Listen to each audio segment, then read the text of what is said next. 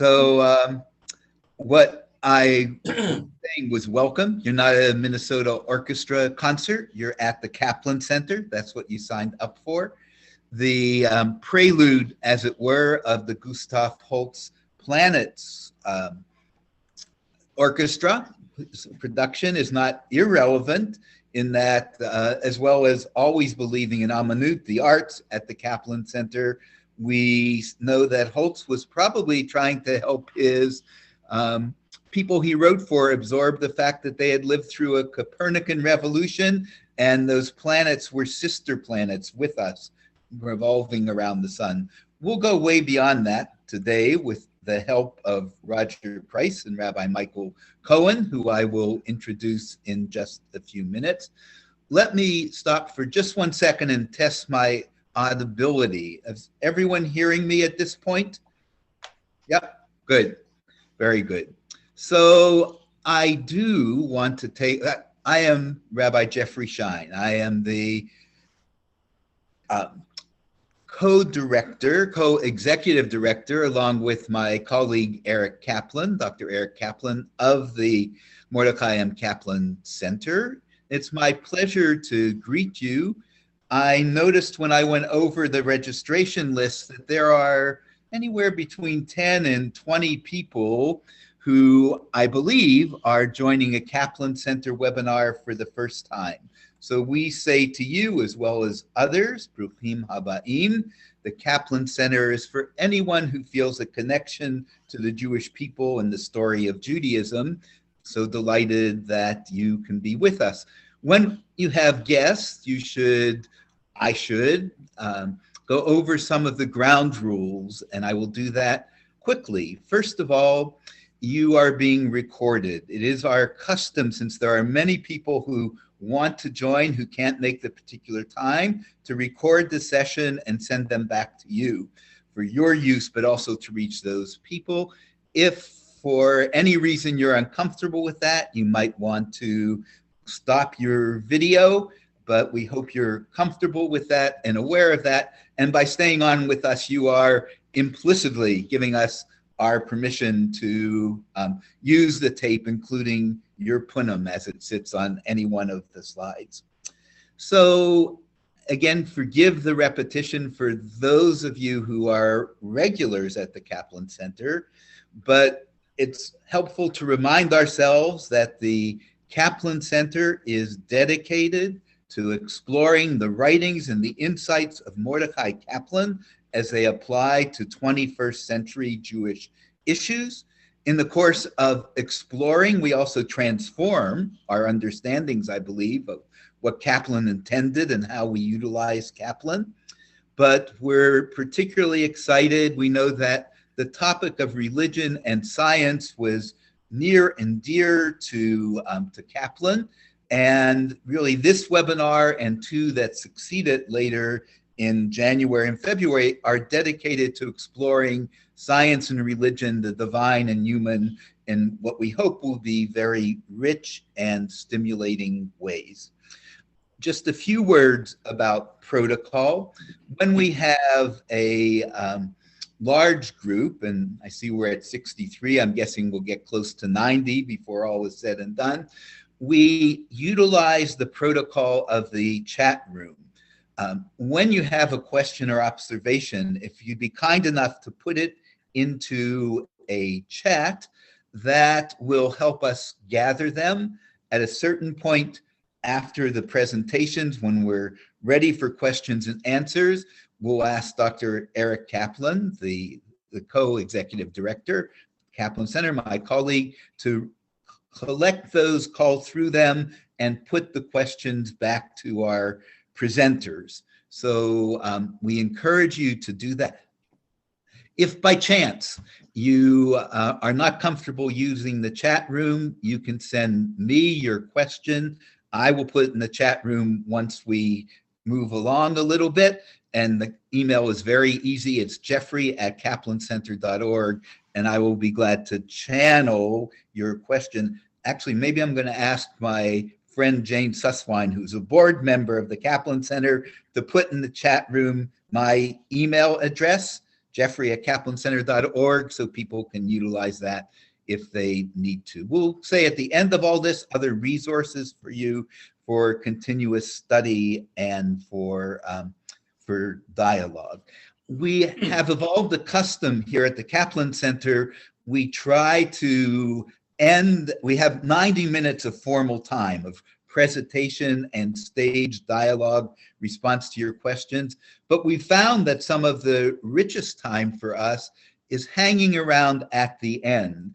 So at 3:30 Eastern Time, when we conclude the formal part, the webinar, I'm trusting that Rabbi Michael Cohen and Roger will stick with us for another 20 minutes to a half hour for unanswered questions or new questions that emerge from you as we try to digest the insights that we've been offered to us. We have a special guest who will be coming on for a short perush, a short bit of commentary, which I think you will enjoy. And the flow of the time together will be Roger and Michael will both take a time to share with us why they wrote the volume they did, Judaism Encounters Science, Meet Science, and Einstein's Rabbi. They've read one another's books, so we'll take another segment of time for them to comment what they found interesting, a question that may have come from reading their colleagues' books. We have a big question, a she'ela gedolah, that we will put to both of them that we hope you will enjoy, and then we'll move on to more general questions and answers that come from you and will be part of the dialogue. We've sent to you Michael and Roger's bios, but I do Hachnasat Orchim, welcoming guests really does require that I take a minute and share with you the highlights from those bios. Really so delighted that they can be with us. And Rabbi Michael Cohen is a longtime environmental activist who, while in high school, co-founded the first recycling center in Ewing, New Jersey in 1976. He graduated with a BA in history from the University of Vermont, where he also received the Paul Evans History Award for an honors paper on Lenin's theory of self-determination and the Muslims of the Soviet Union. In 1990, he graduated from the Reconstructionist Rabbinical College and became the first full-time rabbi of the Israel Congregation in Manchester Center, Vermont. He has divided his time now between Vermont and Kibbutz Keturah in Israel, where he is a noted scholar and teacher of Jewish environmentalism, politics, and other important issues. Roger Price is a graduate of the University of Chicago Law School, the University of Michigan. He is a past president of the Federation of Reconstructionist Congregations in Chavorot and of the Jewish Reconstructionist Congregation. Following his retirement over 11 years ago from the practice of law, Roger has been studying and writing about the relationship between Judaism and the physical, biological, and social sciences, first in his blog and then in the book, When Judaism Meets Science. You may ask yourself, where and when along the space-time continuum might these two distinguished authors have met? And the truth is they only met through an intermediary, myself, who enjoyed their volumes very much, enjoyed listening to them in conversation about their volumes, and thought very much that the followers of the Kaplan Center would benefit from hearing that dialogue and joining in that dialogue. So without further ado, I am going to turn first to Rabbi Michael Cohen to tell us why he wrote the volume Einstein's Rabbi and to get us started this afternoon. Michael, thank you. Great. So first of all, thank you, Jeffrey. Many you know, but Jeffrey puts in a lot of time to these events. So I really want to thank him for that and for inviting me. And I want to thank all of you for being here. We're all kind of zoomed out in this second year of Corona. So thank you for being here and a lot of familiar faces too. So all good. So I guess here's the thing, like this book had a 28-year journey from idea to publication.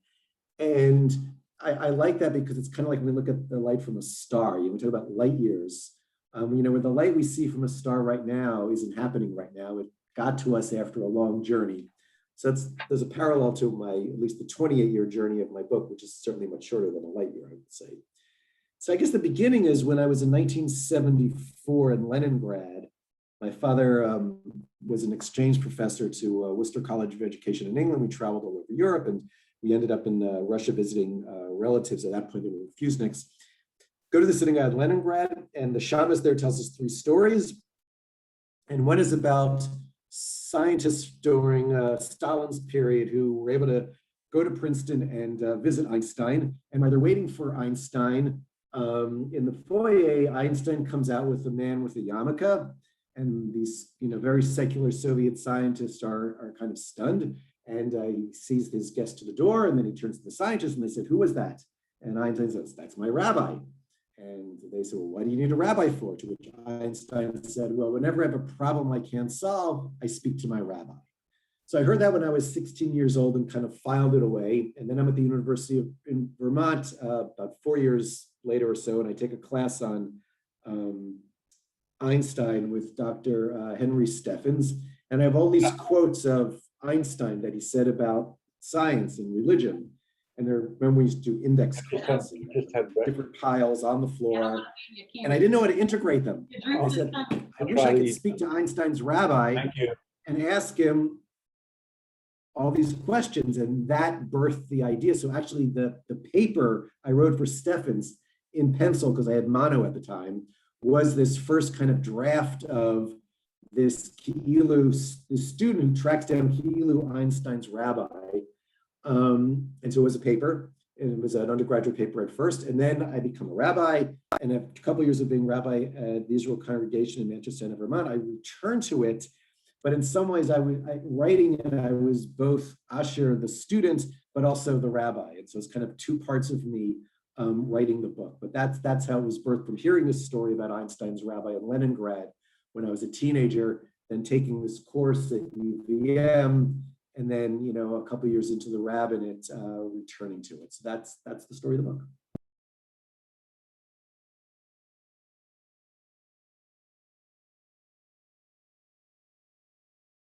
We will turn more to the substance of the book in just a little bit, but thanks for that introduction. And let me ask Roger to come on now and share with us what he was trying to accomplish when he wrote this volume. Well, let me begin by thanking you, Jeffrey, for arranging this meeting. I'm especially grateful because as I look at the screen, I see some faces I haven't seen in a while. And especially during the Troubles, it's nice to see these faces. There are faces that I recall from when I was more active in the Federation of Reconstructionist Congregations in Chavurot. There are faces of people who used to be rabbinic students who are, I guess, now in retirement as rabbis. There are co-authors. There are people who I know from Camp Chavaya, and at least one person from my other favorite camp, Camp Michigania. So it's nice to see old friends and hopefully make new friends. The book has, the book I wrote was not a book that I actually intended to write. When I retired from almost 40 years of practice, private practice as a lawyer, the last thing I wanted to do was sit down and do the research and writing necessary to generate a book. There are other things I wanted to do. And, but what I did want to do was I wanted to read more about Judaism, and I wanted to read more about science, 2 of the great disciplines that try to address the big questions that we all ask. And in particular, I was interested in how those disciplines related to each other. What did science have to tell us about the stories in the Torah and the Tanakh? What did they say to each other? How did they inform each other about the big issues of the day, from let's say, abortion to vaccinations? And what might they say about the issues we're going to confront in the future? Questions of artificial intelligence and life on exoplanets. And so I wanted to find a book that did that. And when I started to look for books that talked about Judaism and science, at first I was surprised, and then I guess I was shocked, and I was ultimately disappointed. I found, and this was about 11 years ago, I found maybe 7 books. And if 7 books sounds like a lot to you, please understand that in the Christian community, there are loads and loads and loads of books that talk about Christianity and science. But they seem to come out, with a new one every week. In the Jewish world, there were very, very few. And the ones I found talked about either creation, or they talked about evolution a little bit, maybe both, but they didn't do what I wanted to do. They didn't talk about how science impacts, the stories in the Torah and the other items I mentioned. And I thought for a moment back in the day that I would have to write the book that I wanted to read. But I realized very quickly at the time I didn't have the knowledge base, and more importantly, I certainly didn't have the temperament to write a book.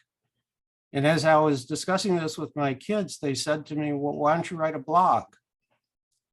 And as some of you might also have asked at that time, I looked at them and I said, well, what's a blog?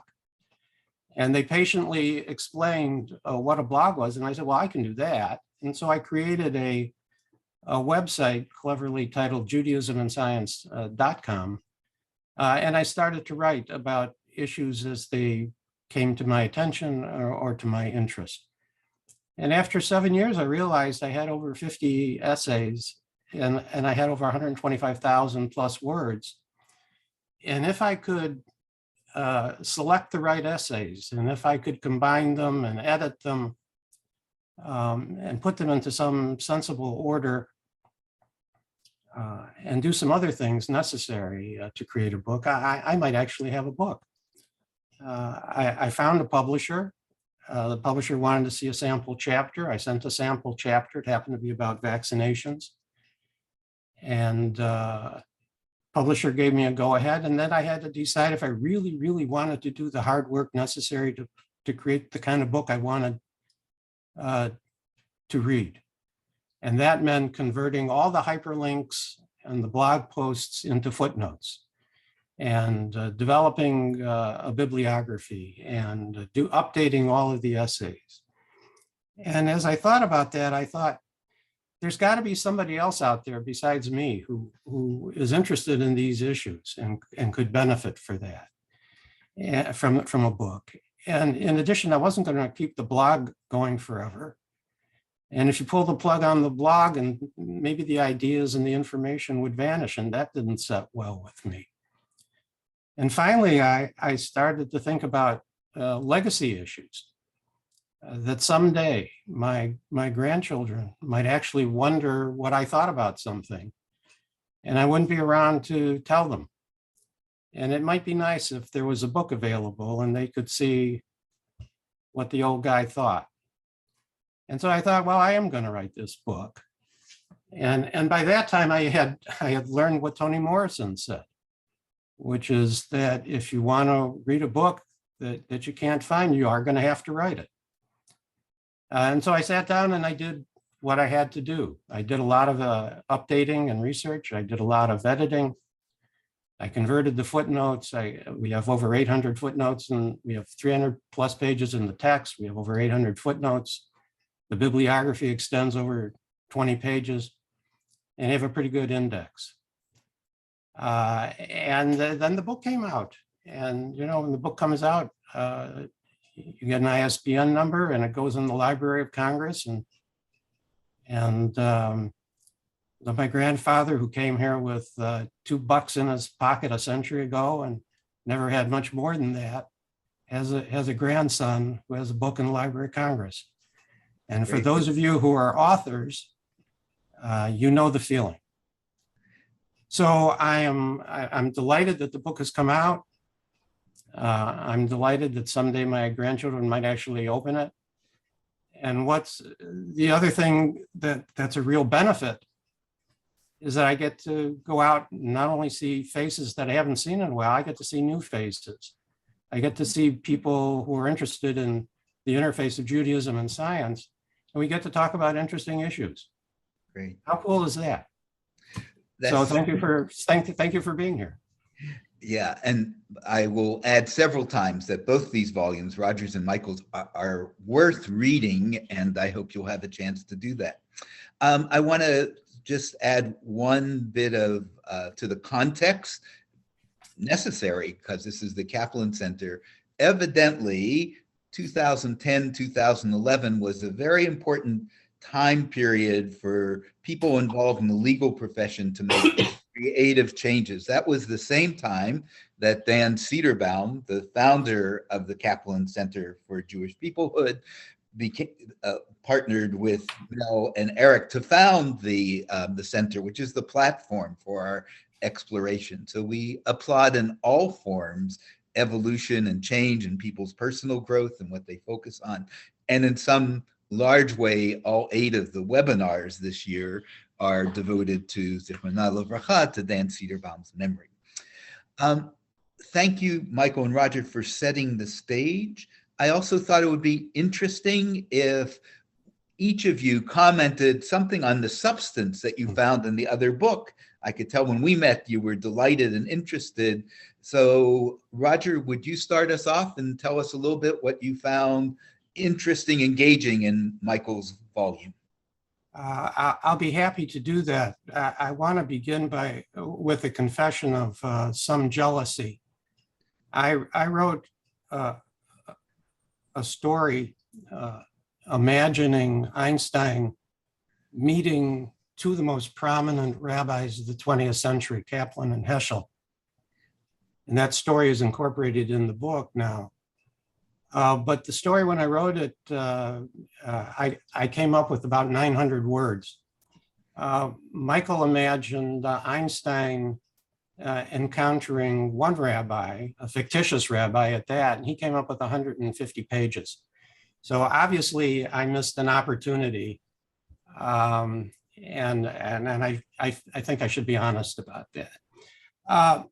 Substantively, Michael's book, as I think about it, asks the question, why be Jewish? Now, it's possible that every Jewish book asks that question in some way or another. But as I thought about what Michael was doing, he was talking about 2 characters from the 20th century, one a renowned scientist, Albert Einstein. And most of Einstein that we hear in the book is from the early part of the 20th century. And the second character is a young man who's struggling with his Jewish identity. And that struggle occurs mostly in the second half of the 20th century. Throughout these struggles of these 2 gentlemen to try to understand their Jewishness, we are given a feast of, Michael sets for us a table that's really a feast of wonderful tidbits of Judaism, philosophy and rituals and rites. And we learn a lot from that. Now, there are a lot of people I think I don't know all of you, but I assume there's a lot of people who are here today who know a lot about Judaism. And I think, and I'm sure that you do, but you could learn something. I think everybody can learn something from Michael's book. And I'll tell you one thing that struck me, for instance. There's a discussion at the end of the book about Einstein writing an article for the New York Times in which he talks about something called a cosmic religious feeling. And Michael refers then to Mordechai Kaplan, who wrote a sermon in response to that piece and talked about religion entering a third cosmic stage.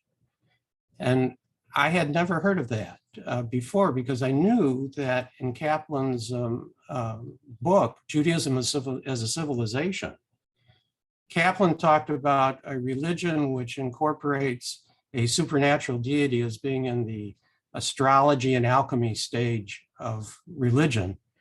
And he was looking forward to the next stage of religion, which he characterizes the astronomy and chemistry stage of religion. In Judaism as a Civilization, as best I can recall, there's no reference to a cosmic religious feeling, certainly not as a third stage. And that struck me as interesting, especially in the context of what some others have written. We can talk about that later, who are calling for that, precisely that third stage of the cosmic religion. The other thing I would say is that there was another character in the book, the young man. I mean, there's these two characters, Einstein and the young man I referred to, Joseph, are mediated for us through a rabbi named Asher, who was Einstein's rabbi on the one hand and a mentor to Joseph on the other hand. And I found it interesting that Joseph sought a mentor and how important it was for Joseph to have a mentor. I never had a mentor like that. And this was my second level of jealousy with the book, because I really would have liked to have had a mentor like that. And the book reminds us how important it is to seek a mentor, and how important it is, if you have something to share, to be a guide, especially for the perplexed, which I suspect most of us are, even if we don't know it. Roger, thank you so much. I am just absolutely convinced that Michael is, in a good way, envious of several things that came out of your volume. And we're going to turn to Michael now to offer us some perspectives on what he found in Roger's book about Judaism and science. Roger, thank you for your very kind words, but my book didn't become a bestseller, so don't be so jealous. So, though I do think about actually going back to it and turning it into a play. That's maybe down in the next iteration at some other point. So, Jeffrey, I really want to thank you for introducing me to Roger and this wonderful book, When Judaism Meets Science. It's just so broad in what it presents in terms of where Judaism meets science, and particularly the science of issues that we need to address today. And there's amazing sections on, you already mentioned, in terms of vaccines, but also on abortions, genetics, where we are in space travel, and undercutting a lot of Roger's books in terms of kind of placing into the zeitgeist today is, we deal in a world of reality versus anti-reality, which the subtext of that is you either believe in science or you don't believe in science. And Roger makes such an important case for science just as a topic, and then weaving it into its conversation with Judaism. And there's just so much information in this book. And one of my favorite sections, or pieces of knowledge or information that I didn't know about, is this amazing quote of Rabbi Nachman of Bratslav, who says that one must be very careful about the health of children. Inoculate every baby against smallpox before the age of 3 months. For if you do not do that, it is like one who sheds blood. This is Rabbi Nachman of Bratslav. But again, the book is just full of so many interesting facts like that are from Judaism, related to science, but so appropriate and so important for today as well. I had one question though for Roger. Is this the time for me to ask Roger a question? We have time for one question for each of you. Okay, so here's my question. Near the end of the book, you talk a lot about the future and about space travel and robots. And you talk on page 286 in your book that at the Jewish Museum in Berlin in 2014, a robot demonstrated that it could write a Torah scroll, all 260 feet of it flawlessly. And later on in the book, you talk about how we should treat robots as humans. And so my question here is, at the end of the day, if you're going to posit that, though, is a robot human only because at the end of the day, a robot has been programmed by a human, and therefore that has that within it, or there's something else you're talking about that we should be treating well? Okay, Roger? The issue of robots, which Michael refers, comes up in the chapter titled When a Jew Droid Walks into Shul.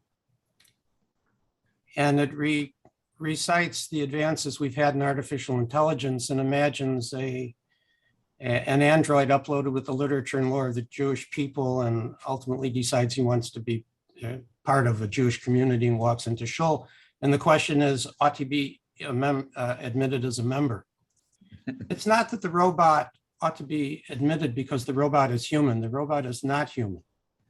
The real question is, will you welcome the stranger into your community, or is the Jew droid just a bit too strange? And ultimately the question, and when you get through with the silly questions that people raise in objecting to strangers, and in particular the Jew droid, you get down to the question of who or what is made in God's image. And is God's image restricted to Homo sapiens?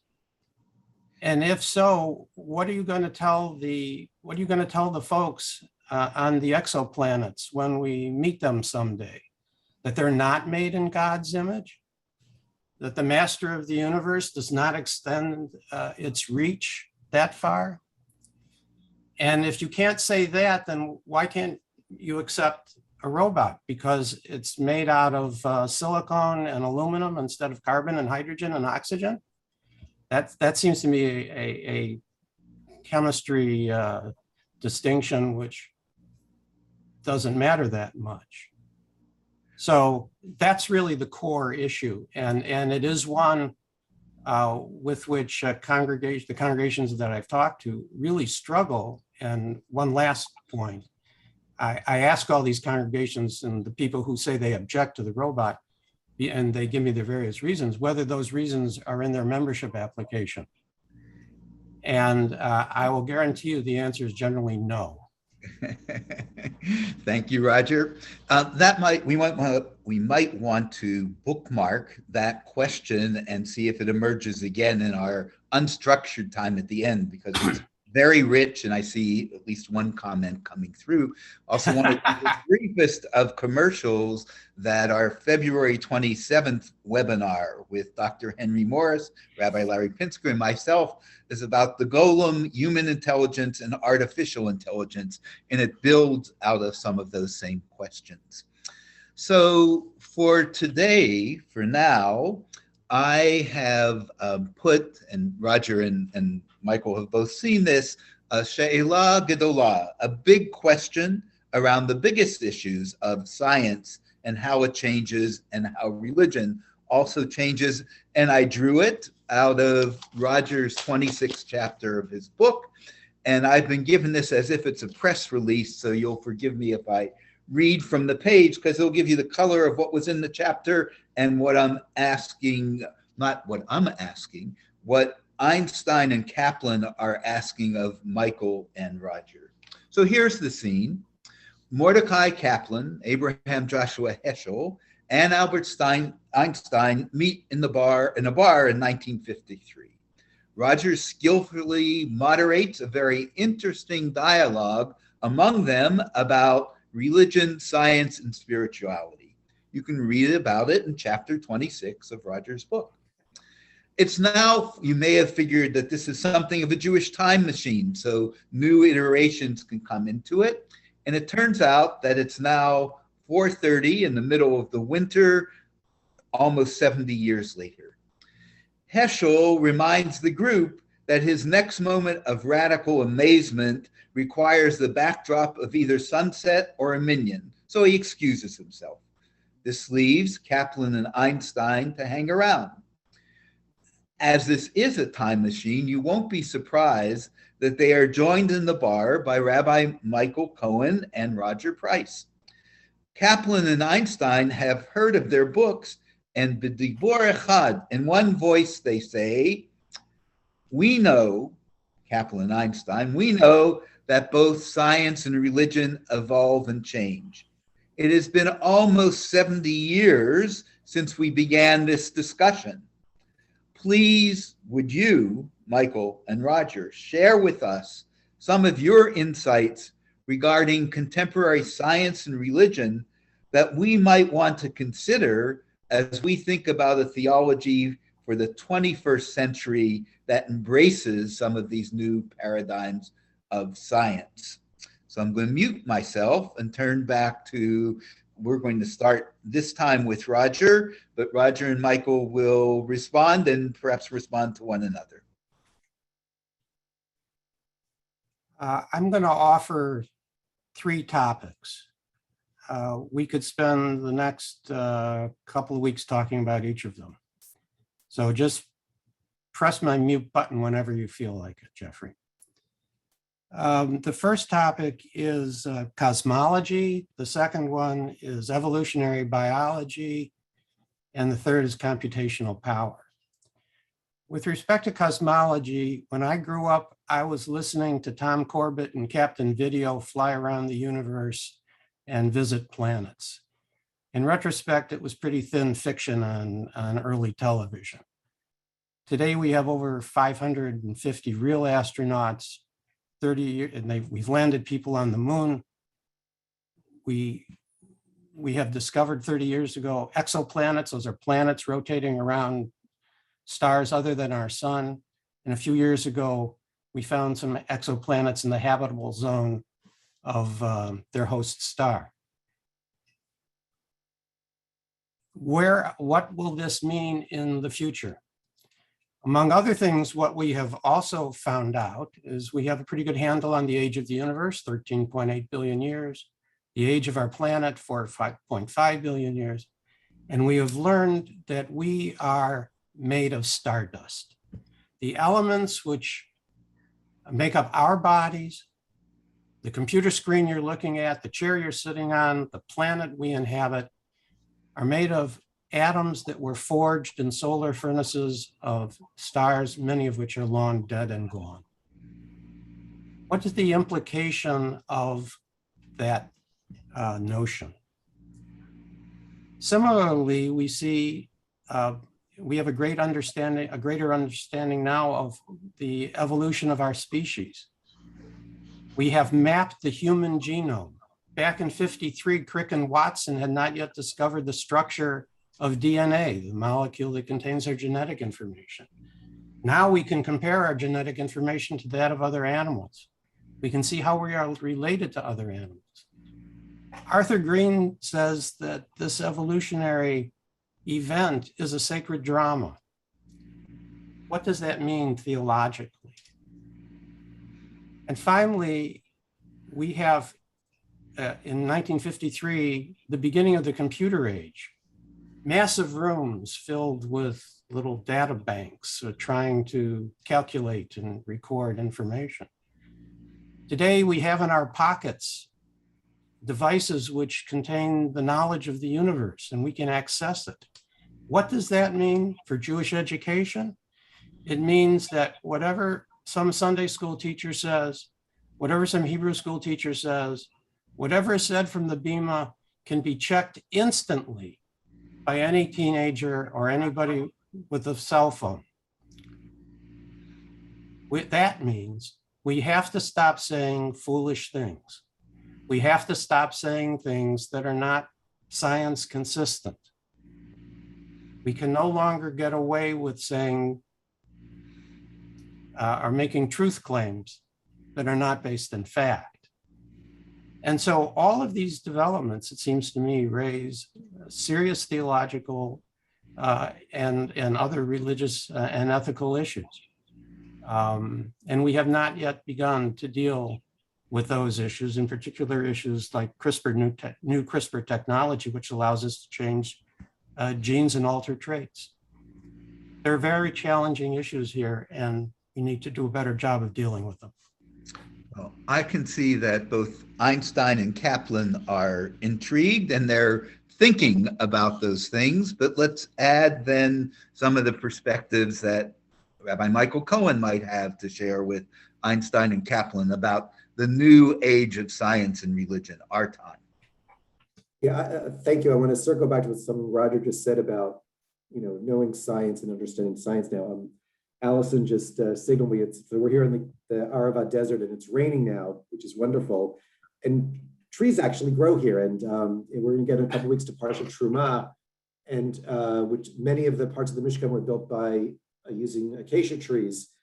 Rashi, living in where he lived, had no idea what a desert was and assumed that no trees grew in the desert, and quotes this midrash that Jacob Avinu brought acacia seeds down to Mitzrayim, planted them there. The forest grew for 400 years, and that's how they got the trees for the Mishkan.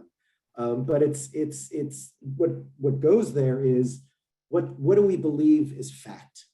And I'm not going to pretend I'm a scientist here, so Jeffrey, I'm not going to I don't know where science is going, but what I do know is that science is being challenged now. We need to reteach how science works, and that's being lost because science is the best that we know at any particular time. And Einstein is a great example of that. We lived with Newtonian physics for years. Einstein came along a couple hundred years later and said, well, not exactly. It doesn't mean that Newton was wrong for that time or for those years, but that's how science operates. It's the best we know at a particular moment. In the same way, you could say that some parallels to the evolution of religion as well. And one of my favorite quotes in that regard is Jacob Bronowski, in his amazing book, The Ascent of Man, said, science is a very human form of knowledge. We are always at the brink of the known. We always feel forward for what is to be hoped. Every judgment in science stands on the edge of error and is personal. Science is a tribute to what we can know, although we are fallible. In the end, the words were best said by Oliver Cromwell, I beseech you in the bowels of Christ, think it possible you may be mistaken. So I don't know where science is going. I'm not a scientist, I'm a theologian, but what I do know is that we need to reteach and reinforce how science works in this world, because we are failing in that regard, and that is affecting us in too many negative lights. Michael, may I ask you, when we reteach how science works in the world, are we acting religiously? I would say so. I mean, that's kind of where, for me, part of where this book was birthed is I used to wander around the campus of UVM, and one day I walked into the physics department. I started talking to a physics professor, and he said, the physics department should not be in the School of Sciences. The physics department should be in the School of Social Sciences with the philosophers and the theologians, because we are trying to answer the exact same questions as the theologians. We just have different tools for doing it. And at the end of the day, religion and science are about figuring out how the world operates.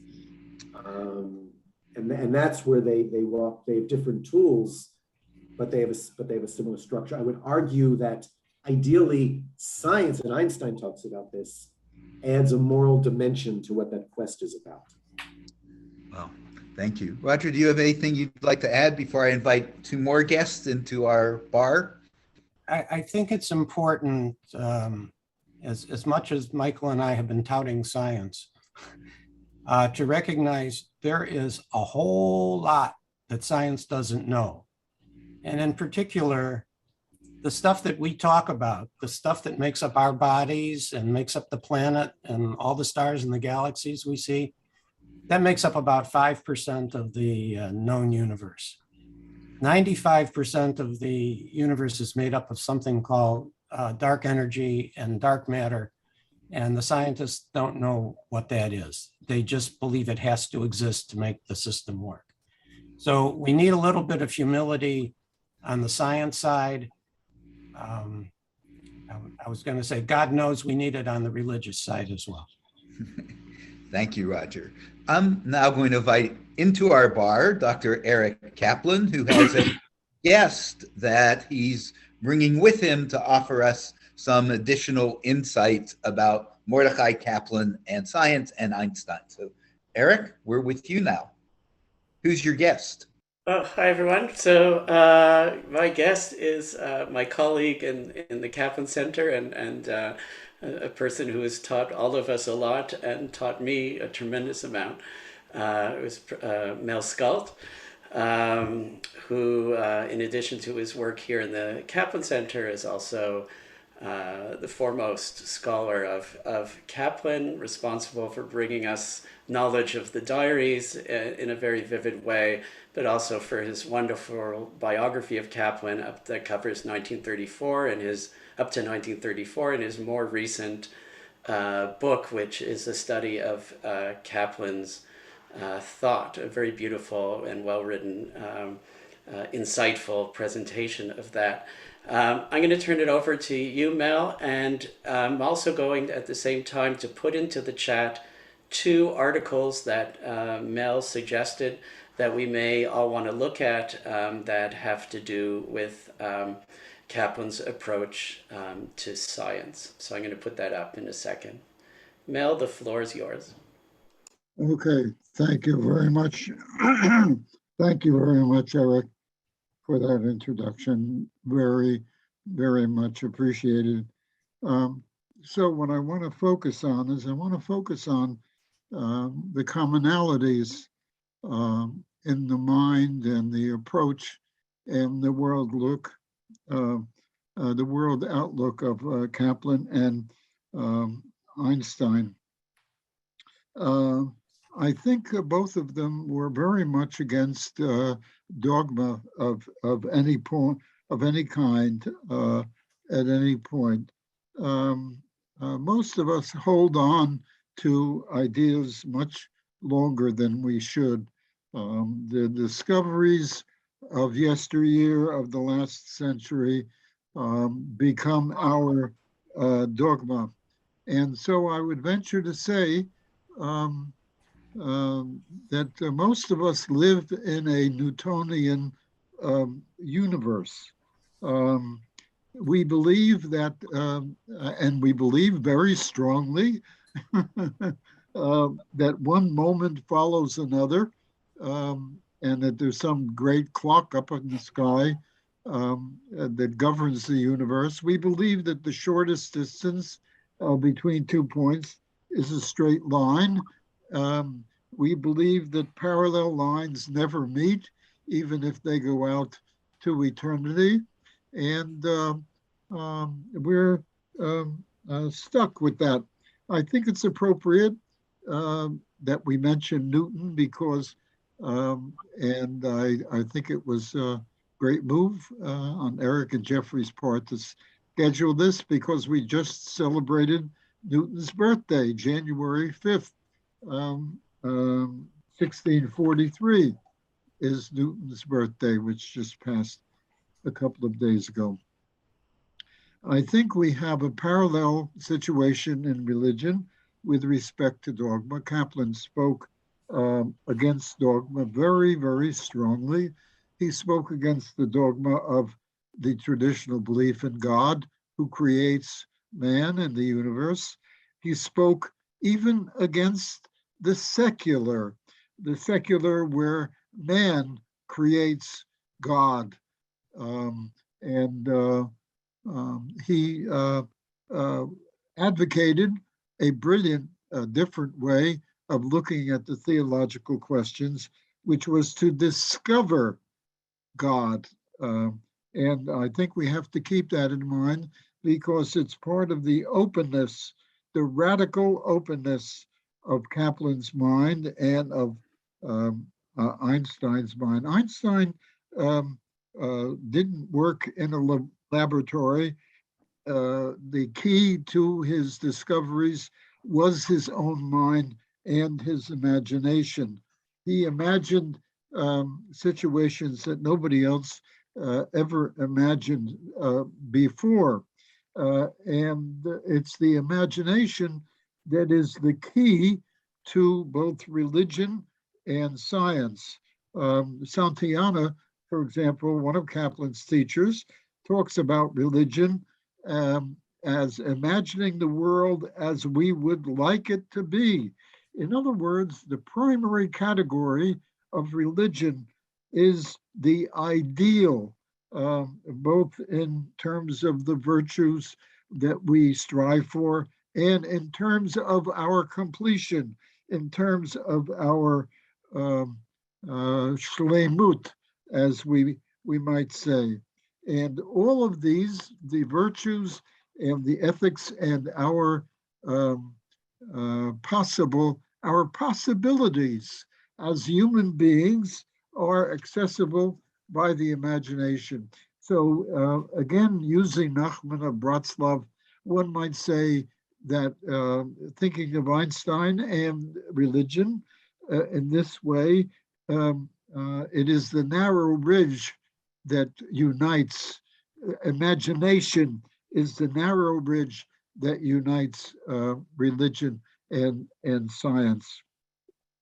Kaplan is a holdover in a certain sense from the 19th century optimism with respect to science, which they hoped at that point it would solve the problem of feeding humanity and the problem of peace among nations. Well, science has not done that, but it is well for scientists to keep the values of religion in mind. And Kaplan was very much aware of that.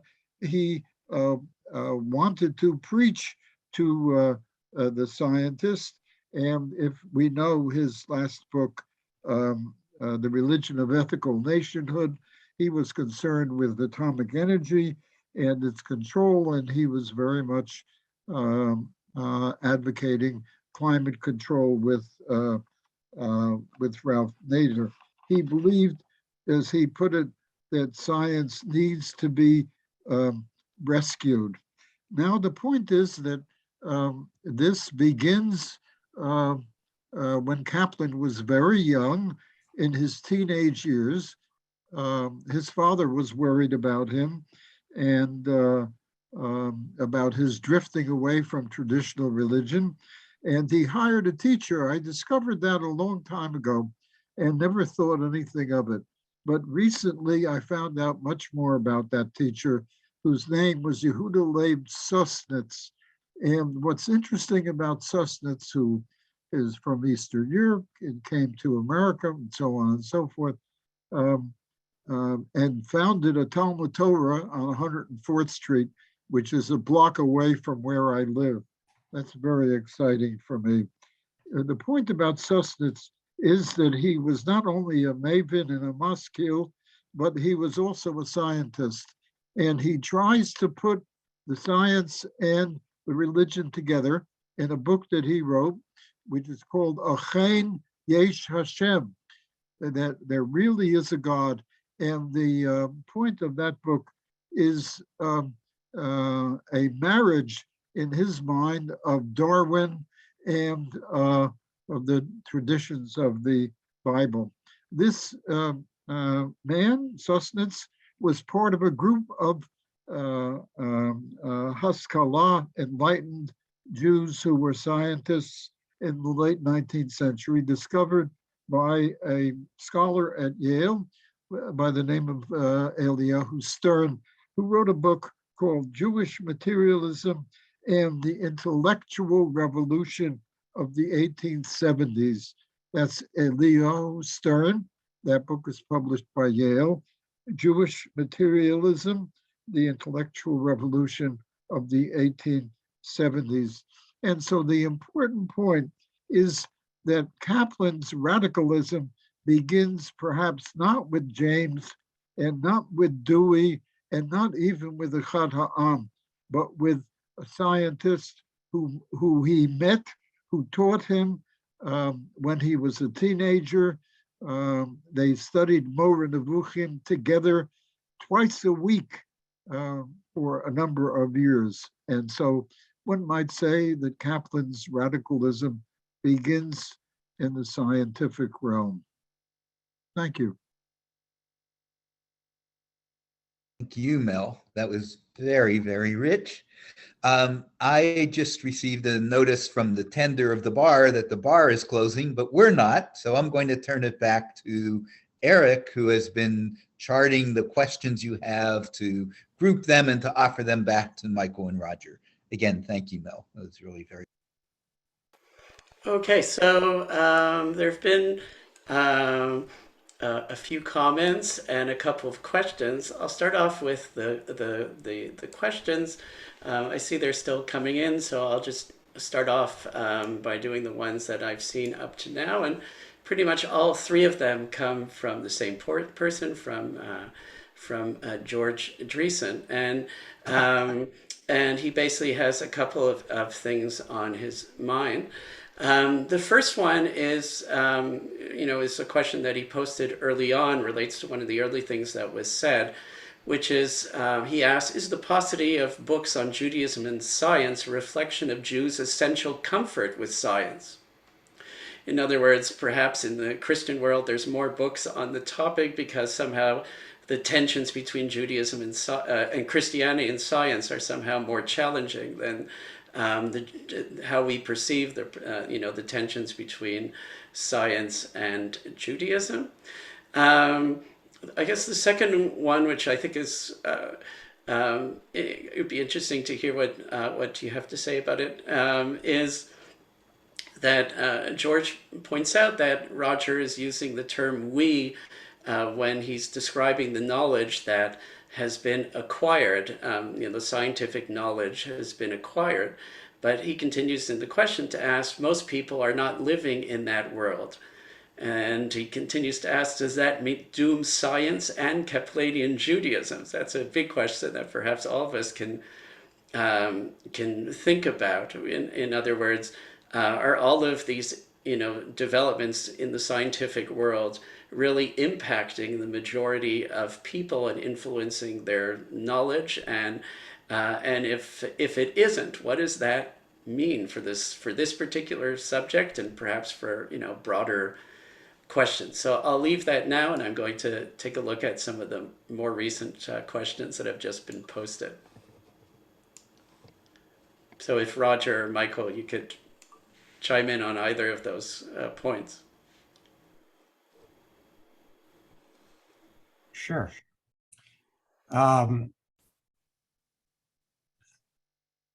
There is a fundamental difference between I'll make a bold statement here. There's a fundamental difference between Judaism and Christianity. Christianity is faith-based. It's dependent on a creed. Creeds may differ within Christianity, but there's a creed. Judaism is not entirely, in fact, maybe not for most people, be largely faith-based. There are atheist Jews, there are non-observant Jews, and for those people, those people may not have that interest in trying to reconcile science and faith. That's one possibility. There are other possible reasons why we don't see a lot of books on Judaism and science, and that has to do with the structure of the Jewish community. Some rabbis may be afraid to raise some of the issues that come up when you look at Judaism and science. Some people in Jewish studies programs may not want to write about these topics because they affect congregants, and they don't care about congregants. They care about Jewish studies.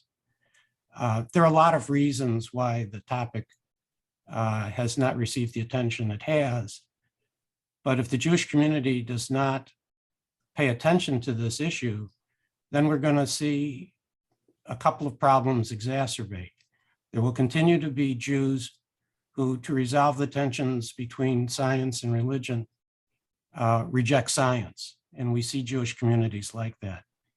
And there will continue to be Jews who, to resolve perceived tensions, reject Judaism and become cultural Jews or secular Jews, and we have seen that.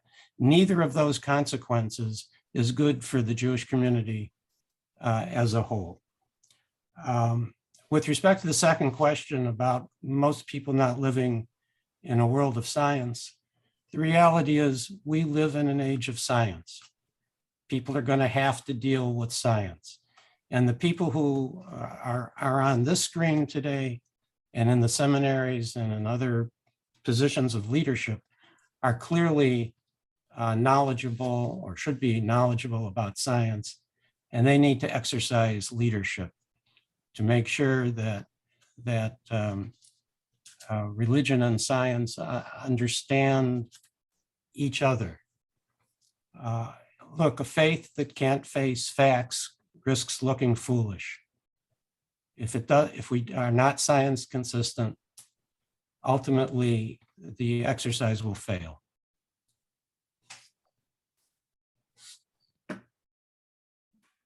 If I could just pick up a little bit of what Roger just said in terms of the state of science right now. I mean, and what he said earlier, you know, we know so little, but we make our decisions based on what little we know. But the scientific process is done quietly, and it takes a long time. And it's a lot of failure before you get to the right answer.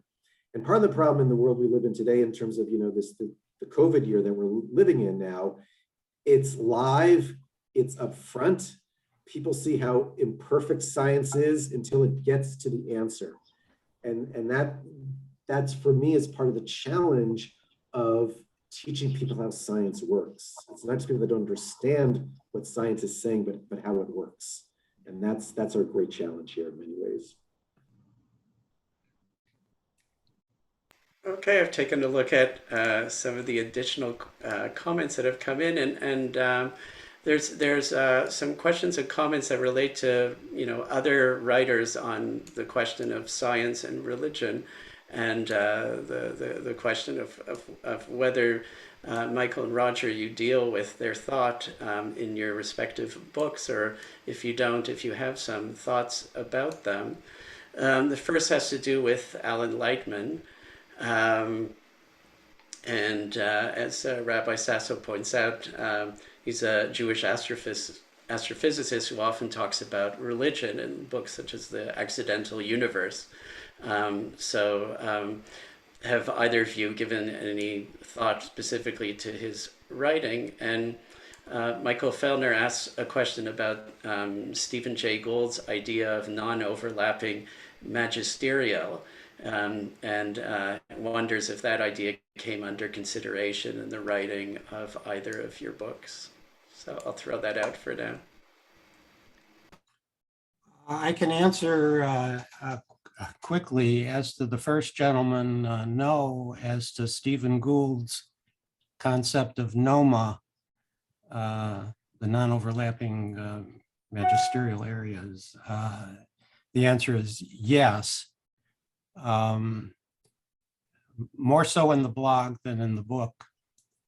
And I think Gould was trying to create a separation between science and religion so that they could all get along. And the fact is, they overlap. They talk about similar topics from different perspectives. And so you cannot avoid, if you want to have an honest discussion about some of these topics, you cannot avoid talking or learning about both of these perspectives. Roger, could you, or the person who posed the question, say a little more about the idea? It's intriguing, but I can't say that I understand it, and I've never heard it before. What is Gould's idea? Stephen Gould was, if I recall correctly, an evolutionary biologist, I think out of Harvard, who wrote marvelous essays when in the 70s or the 80s, and who died way too young. But he posited the notion that science and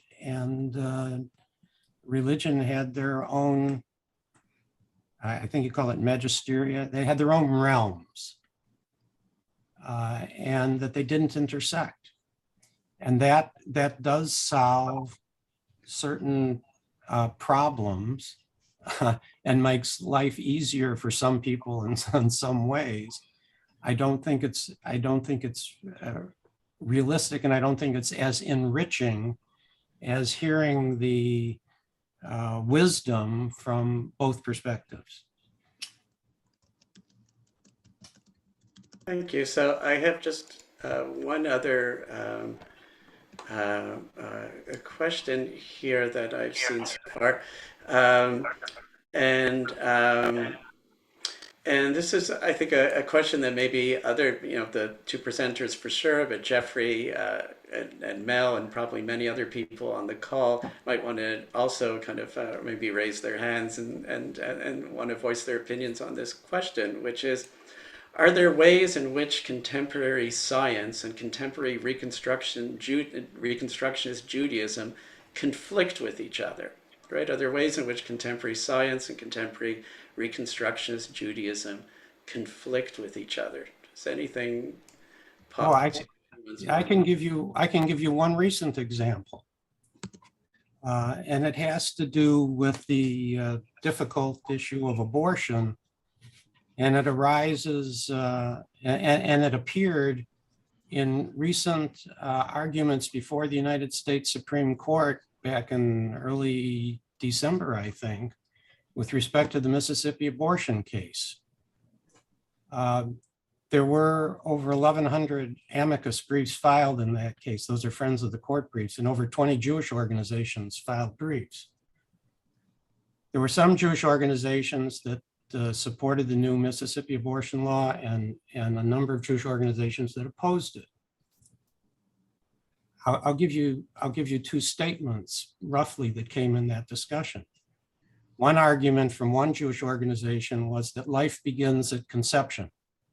When a sperm and an egg join, cells divide. There's fertilization, cells divide. That's the beginning of life, according to one Jewish organization. According to two other Jewish organizations, Judaism has no firm view of when life begins. There seems to be some spectrum.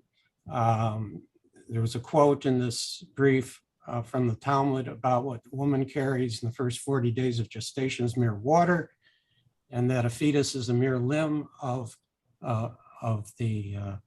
its mother. I could ask you to guess which organizations took which positions. And I'd be interested in knowing who you think took which positions. But I can't see everybody on the screen at the same time, so I'll cut to the chase.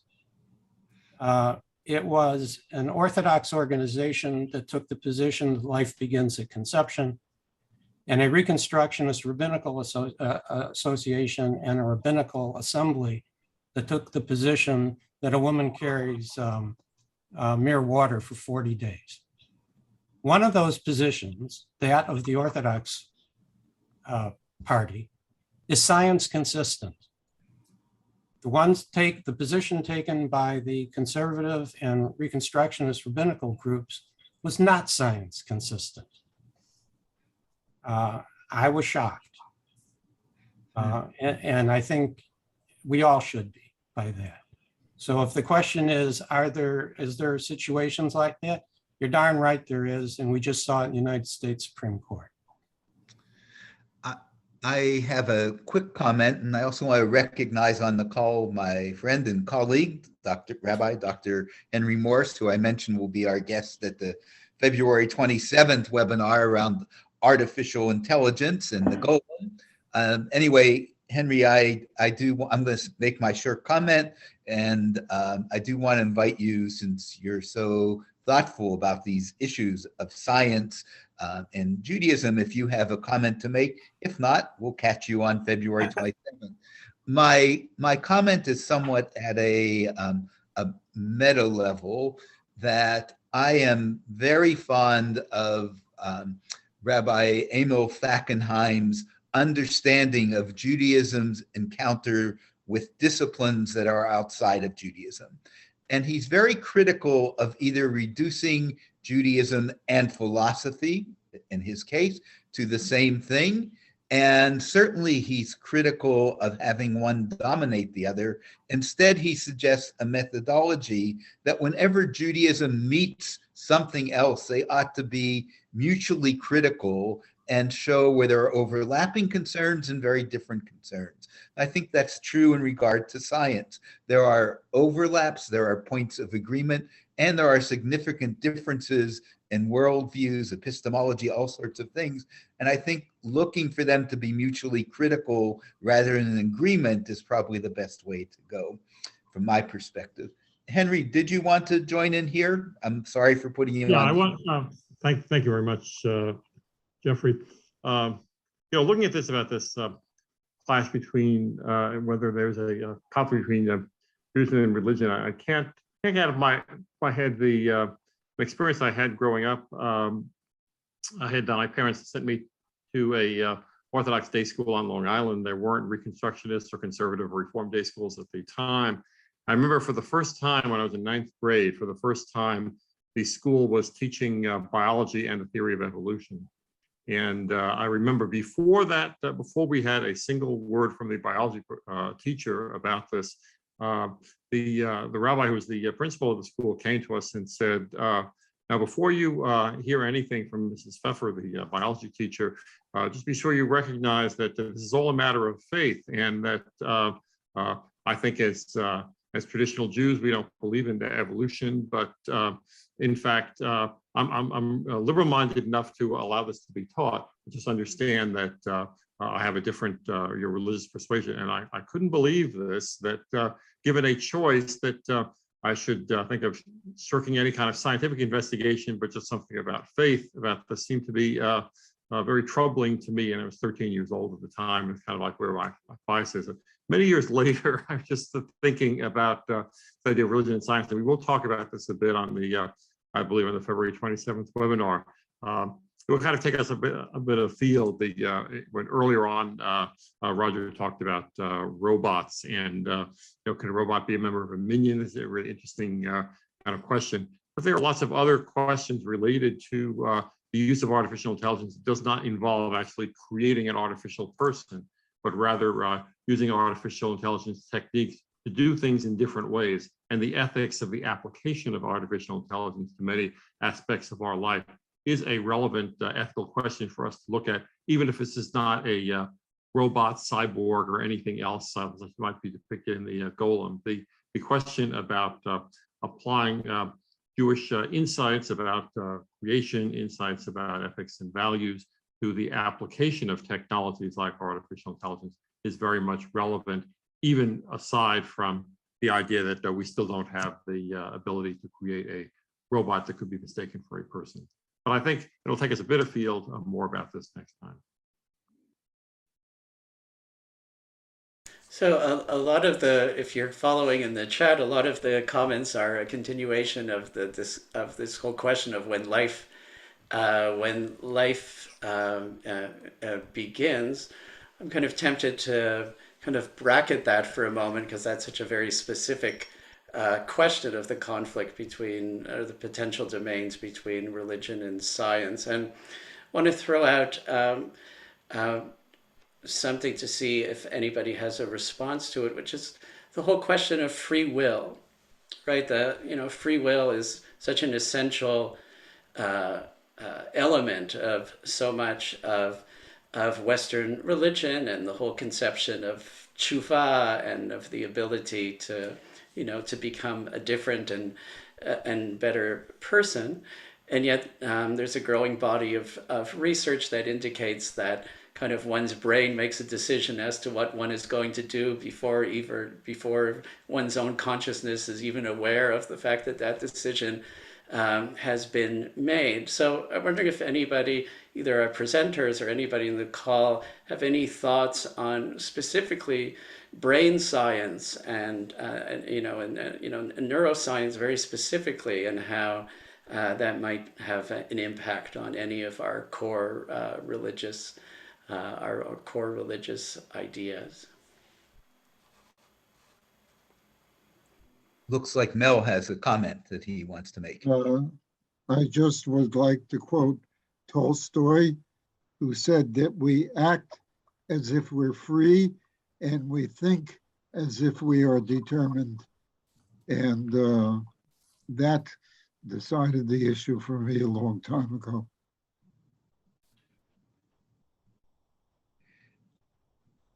I could, if I could, I have a chapter in the book on neuroscience and the free will hypothesis.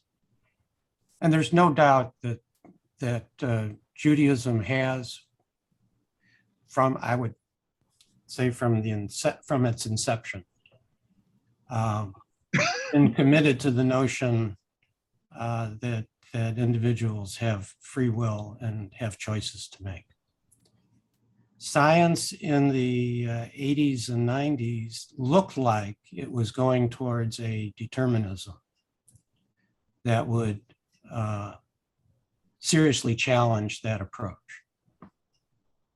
Some of the early experiments, though, how can I put this, could not be replicated well, and some other information started to be developed such that it wasn't clear that determinism was going to be the inevitable conclusion of the scientific community.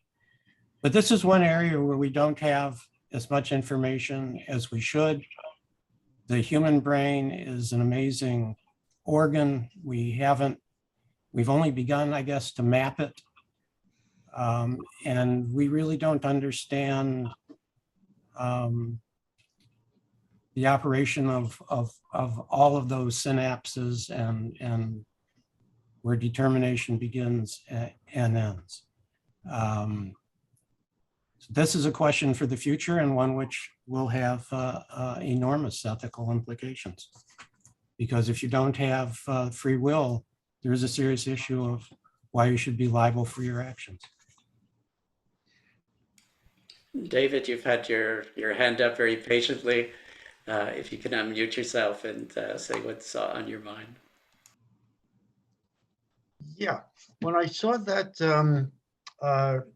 comment about what the Orthodox say, I picked up one of my Talmud books here, and it says very, very clearly in the Talmud that life begins at crowning. So I don't really understand how the Orthodox can take that position if they believe in a fundamentalist way in the Talmud.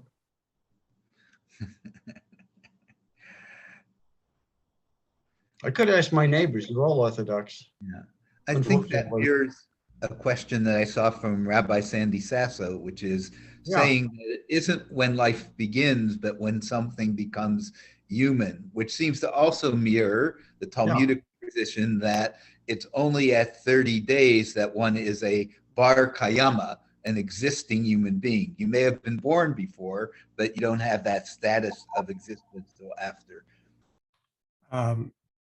The issue that I mentioned came up in the course of the arguments that various groups were making to the United States Supreme Court with respect to a particular state statute. So I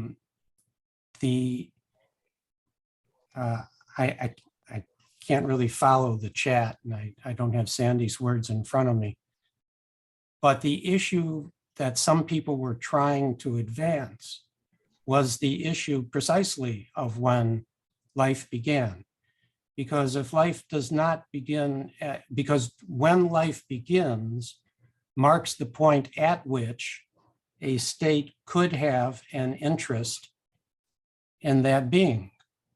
If life does not begin until birth, then arguably a state has no interest in a fetus or an embryo.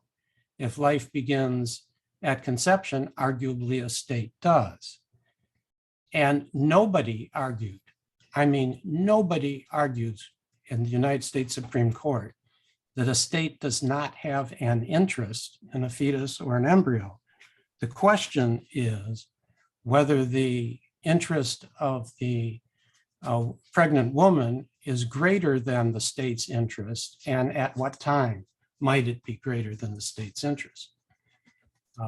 So if you want to take the position that the issue of when life begins is maybe a side issue to the legal issue, you're clearly free to do that. My point was simply that among the Jewish organizations taking a position on the life question, one went one way and others went the other. One went away science consistent and others did not.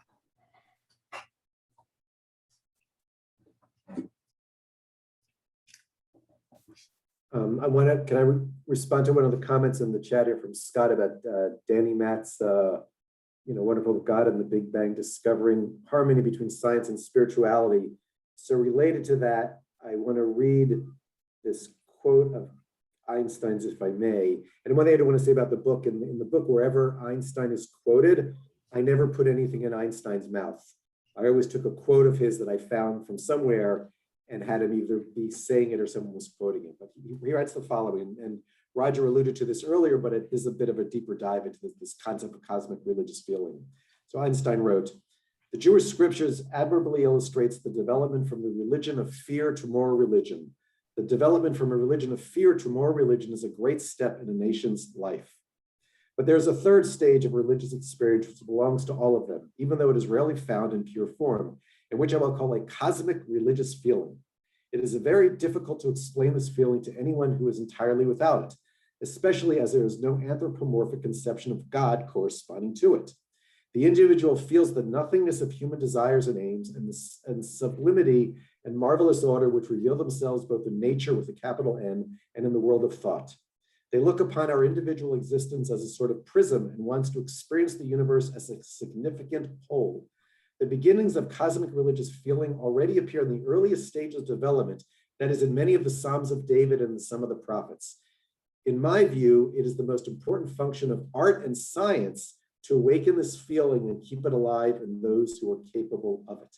So a quote kind of echoing what Danny was talking about in his book. Thanks. I'm wondering, because if I could, Elizabeth Kaplan, I see that you've written quite a large, kind of an interesting and long comment in the chat about Georges Lemaitre. If you're able to unmute yourself and kind of throw out your questions and your thoughts into the public conversation. Okay, well, it's not really well-formed thoughts because it's a book about Lemaitre that I read, some years ago, but the conversation reminded me how, number one, the church, the Catholic Church in Rome, had an important role to play in scientific discoveries, and with Lemaitre in particular, and his work in the 20s on the expansion of the universe, how he had on one hand to quote unquote fight the Pope and continue his research in spite of the position of the Catholic Church at the time. And on the other hand, when he met with Einstein, he got into conversations about whether yes or no, it would be conceivable now from a philosophical and religious perspective on Einstein's part that the universe, if expanding, would have had a singular point of origin. So here we have a situation that I think is really interesting of a Catholic priest, and it's not because he's Catholic, but a religious man who is fundamentally committed to the research and go where the logic goes, and Einstein, who could not grasp or wanted to admit the idea of a historical universe. So historical as in having a point of a starting point. So I think it's interesting because it kind of makes me reflect on two ideas. And one is the relationship between religion and science and how it actually started all as one, right?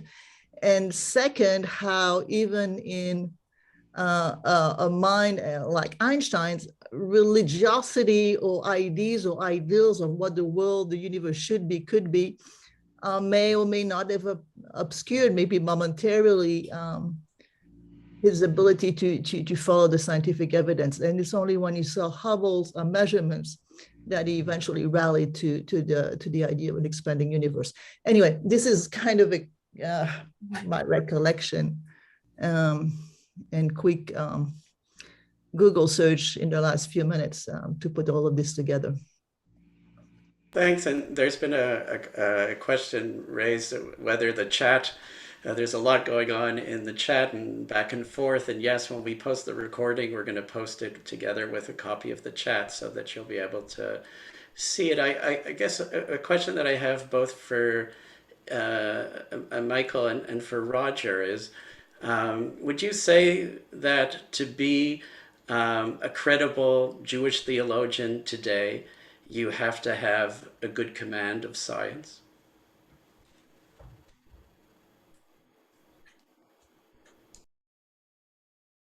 I would say to be a good human being today, you should have a good command of science.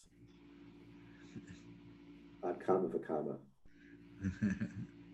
I guess the question would be credible to whom? In certain communities, I suspect not, but to the rest of the world, yes. I mean, look, again, we live in an age of great discovery, and to paraphrase the late great Al Jolson, you ain't seen nothing yet. I mean, the new Webb telescope is now 70% towards its destination. It looks like it's going to operate as planned. We will learn stuff we can't even imagine now. Not to be alert to this is a real tragedy. And with respect to what something Elizabeth said, the Vatican now has, I don't know what its official title it is, but it has a department devoted to exotheology and stuff happening in outer space. That's the Vatican. I mean, Galileo's doing a happy dance someplace. I don't know. Go ahead, Roger, please finish. And in the Christian community, there are others who are dealing with topics of exotheology and life on other planets. But the Jewish community, if it doesn't deal with this, if it doesn't anticipate these questions, it is just hiding its head in the sand. I mentioned before Henry Morse, who's an RRC grad, on the call. I think David Bruson might have been as well. We go back pretty far, and the original framing of the Reconstructionist Rabbinical College built out of this strong sense that you had to be have an in-depth study understanding of Judaism, and you had to be deeply involved in the larger civilization that surrounds it, so that somehow, and it wasn't, at that time it was religious studies, but it changed over time. But the clear commitment is that to function in a Kaplanian way, you have to have deep knowledge both of your Jewish sources and of the scientific and other worlds that swirl around you. It's clear. Hard as knowledge expands, but clear. Mel, I see you have your hand up. Is that left over from before, or do you want to say something now? You have to unmute yourself. No, I just wanted to respond to Rabbi Cohen about the idea. He's mentioned the concept of cosmic religion, and there is in the Kaplan diary a number of statements which I will send you, Rabbi Cohen, where Kaplan talks about cosmic support. Cosmic support, the very, very interesting notion that we are the creation of the cosmos in terms of, all aspects that you can consider a human being. And we are sustained by the cosmos. And I think, it's a very interesting spiritual way to go to talk about the universe and cosmic support. I like it as a naturalist, but as someone who reaches towards the supranatural, not supernatural, but supra, which is Kaplan's term. The outer reaches of naturalism is where we need to be. Excuse me. Jeffrey, I'll turn it to you to kind of move us into to close this part off and to move us into next stages for those who want to stay on.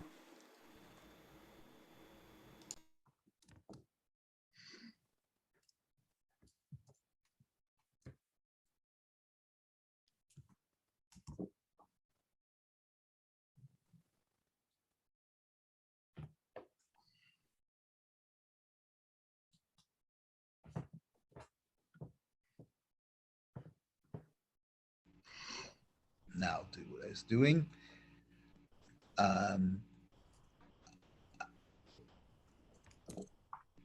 I do want to thank everyone that's been part, and particularly Roger Price and Michael Cohen, and also Mel Sculpt and Eric for his fine facilitation. It's been very rich. We've seen a number of comments that way, and we hope you will come back. These quotes do not seem apart from our conversation. They seem to live within it. Carl Sagan, who is, I don't remember, Michael, whether you quote him. I know he's quoted several times in Roger's book, says, science is not only compatible with spirituality, it is a proud source of spirituality. The cosmos is within us. We are made of star stuff. We are a way for the universe to know itself.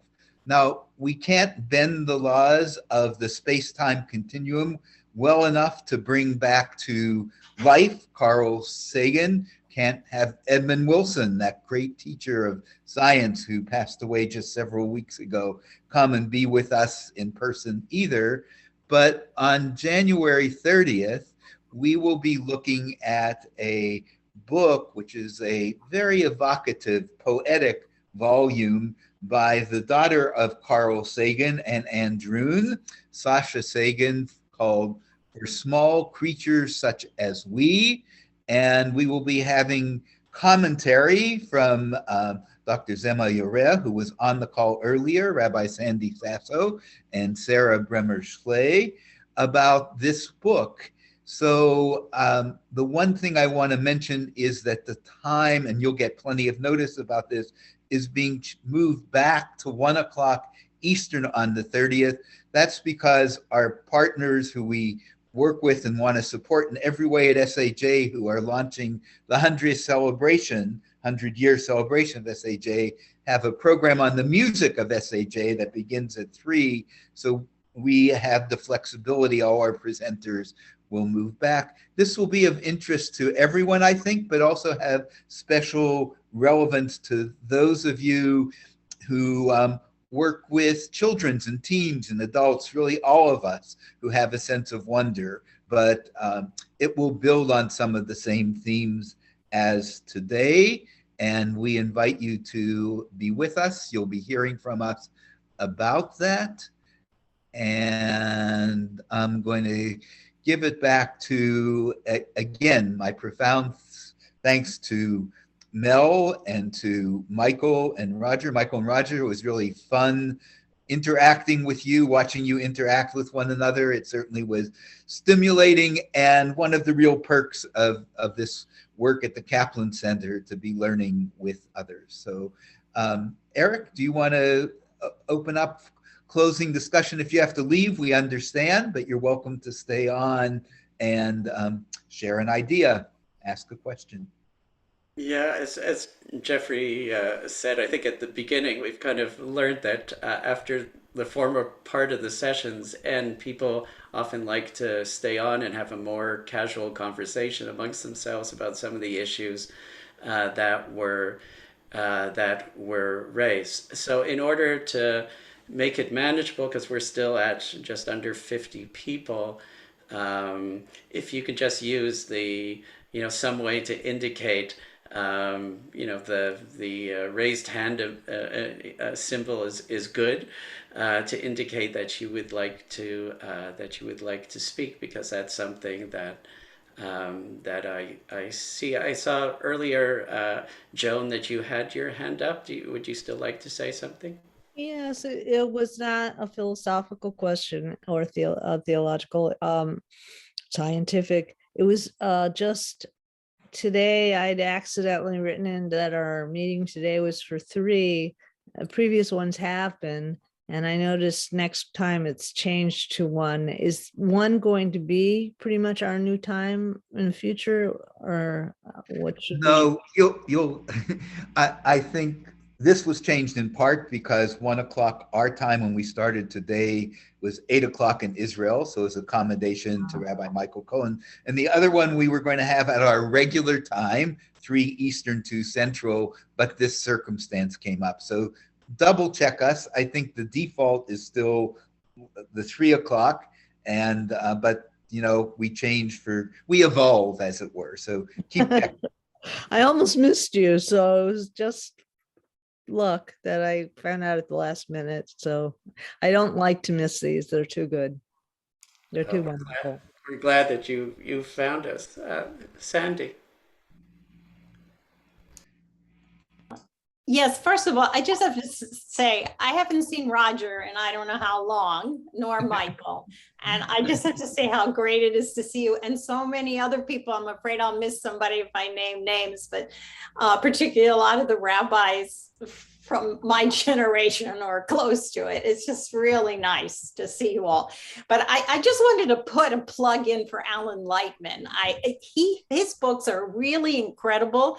And I invited him to come to Indianapolis for a program I was running, and they asked me to interview him, in which I was terrified because I don't know anything about, I never even took physics.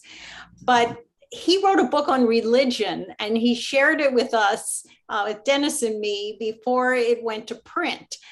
And we managed to get him to change the introduction, which I thought was absolutely incredible. I said, you don't know about Reconstructionism. There is a view of God that is non-supernatural. And he says, okay, I'm so excited to learn that. And he gave us credit in the introduction. So it was just very exciting. If you haven't read his works, they are very compelling, I think, and understandable, even like me, who, if you're like me, who did not take physics. So, and his poetry is quite compelling. I wanted to put a plug in for that. Thank you all. It's really great to see you. I really appreciate being here. Thanks, Cindy. We appreciate you being with us and look forward to you being with us again on the 30th. Mel, do you have your hand up again? Well, as long as people are mentioning books that they're recommending, my MO is to read the Kaplan diary. And when I come across a name, I dive into that person and spend time reading that person. So I've read Emerson and Eric Fromm and Santayana, and one of the recent ones who was a strong scientific bent, a social science bent, is Louis Mumford, who was a social scientist at mid-century and dealt with the makeup of cities and so on and so forth. But the point that I want to mention is that I recently came across a entry in the diary where Kaplan says he just finished reading 150 pages in Louis Mumford and is now working on the introduction to his prayer book. So in one breath, in other words, Kaplan brought together the social science, very rigorous, hard-nosed attitude towards life and the prayer book. They were both in his head at the same time. And that really is his genius. And I just discovered this the other day. So I wanted to mention it. I don't see any other raised hands, or if somebody wants to unmute and to throw in a question or a comment. Jane. I think I'm very troubled. Not that this idea of when life begins is not an important issue, but in terms of our abortion policy, it so clouds I think the intent of giving women control over their lives and bodies. It always, you know, the idea that pro-life stops at birth and doesn't take care of childcare or preschool or standards of living strikes me as, you know, it was a genius title for the Republicans to get pro-life as a movement, but it doesn't have any meaning in terms of after the baby's born. So, and I just wonder about the separation of church and state as somehow no longer an issue when science can say life begins at a certain point. So, Roger, it's so good to see you. It's been ages. Oh my God. Nice to see you too, Jane. Sam Kapowitz, if you're still on, you made a really interesting comment I just picked up in the chat, and I think it's probably worth hearing. Not to mention, I always enjoy hearing my childhood friend's voice. Sam, are you still with us? He is. Yes, I am. Hi. What the last comment? Yeah. Well, okay. You can read it if people didn't see it. I said scientific method only disproves hypotheses. The generation of original hypotheses is perhaps a main way we are created in the image of God. So-called science is really the opinion of thoughtful experts in a field as to how the world operates, which I think is what religion's after too, so we know how to live in this world. Much of our popular science skepticism is the idea that opinions of non-informed people are equally valid as that of real experts. And again, as Jeff said, you know, I come from a medical background, and there's quite a difference between articles that are peer-reviewed versus published junk. And that our society thinks that everybody's opinion is equally valid, I think is very dangerous. And I don't see any separation between the questions religion is asking and that science is asking.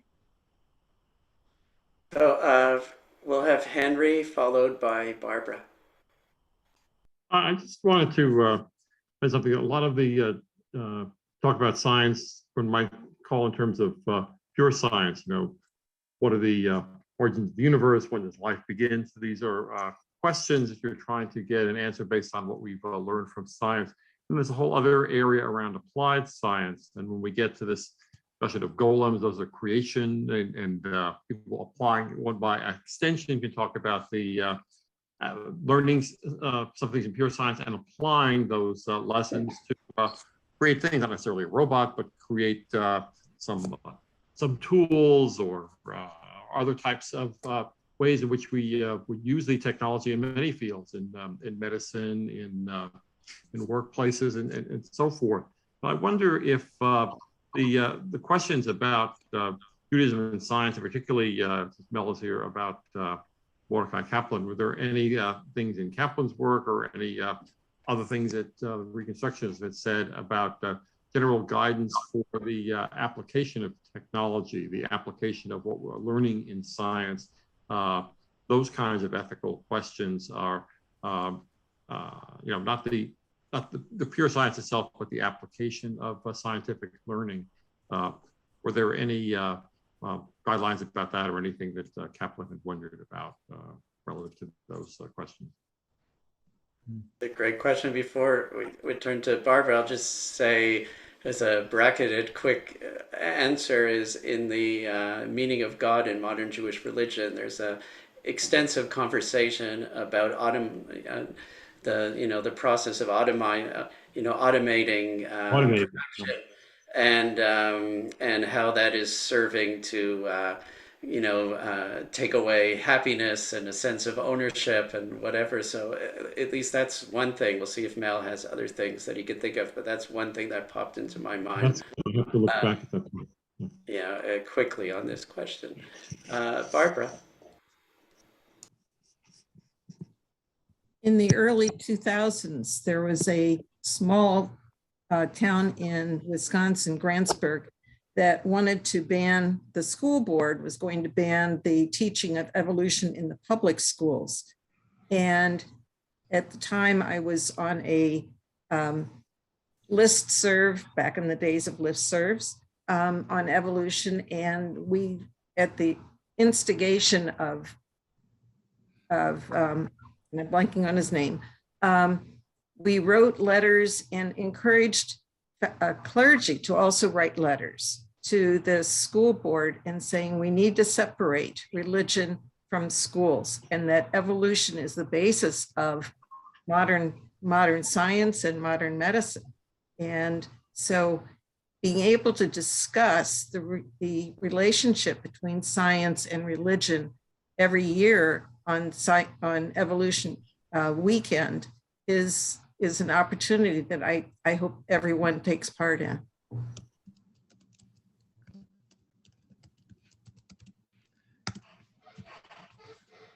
Elizabeth, I see you have your hand up. Yeah, actually, it's almost a follow-up on the previous person.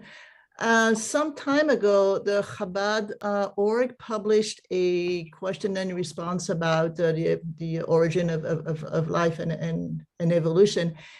And they illustrated it with what I thought was a very difficult example that basically showed that if you were to take the evolution as an explanation for how we come about, then you become an immoral person. And I responded to that article in Chabad.org, which led to a discussion that I did not jump back into of, whether Darwinism is just one opinion among others, et cetera, et cetera. So my point here is that that's to me what the most disturbing part is the fact that there is this leap between, if you believe that, you're a bad person. If you don't believe in what the scripture says, or if you don't push science aside, then you are automatically devoid of a spiritual life, and you're automatically devoid of a moral being. And that to me is the most dangerous things we are teaching to kids today. By giving equal opportunity, so to speak, to any opinion. Roger? Yeah, I just wanted to, respond to what Henry raised with respect to applied science. I mentioned earlier the development in the last few years of CRISPR technology, which allows us to, not us, not me certainly, but allows those who know how to do it to modify genes. This is going to be an immense issue in the coming years. It's one thing to be able to modify a gene to help someone with sickle cell anemia or cystic fibrosis. But even there, you're going to have ethical issues about who decides what diseases get selected to be treated and who pays for these things. Those are not going to be easy discussions. And then the larger issues of trait enhancement and modification are going to be huge. Who gets to decide who gets, to be taller or smarter or more athletic or whatever? And is it ethical to modify the gene related to Down syndrome or not? These are immense problems that are going to arise out of these technologies.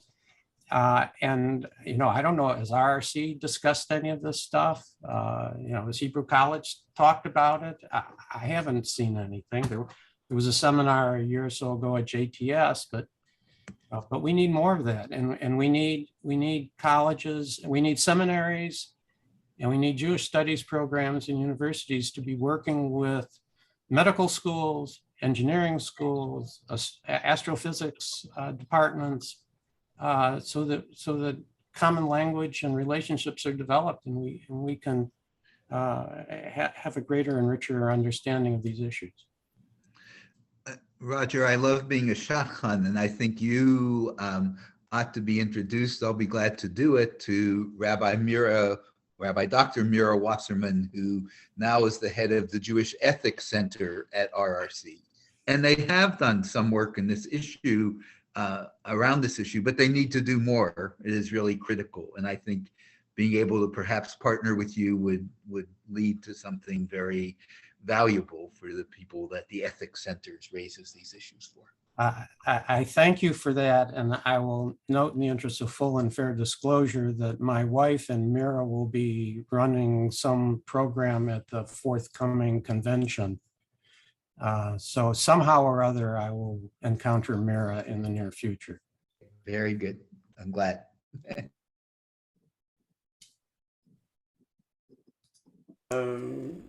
Joan, I see your hand is raised. Oh my God. Okay. Yes, as a chaplain, I feel I have to throw this out there. I'm a founding member of the Neshama, the Association of Jewish Chaplains, the Association for Jewish Chaplains. We deal with these issues, so that would be a good place to throw that out, and especially since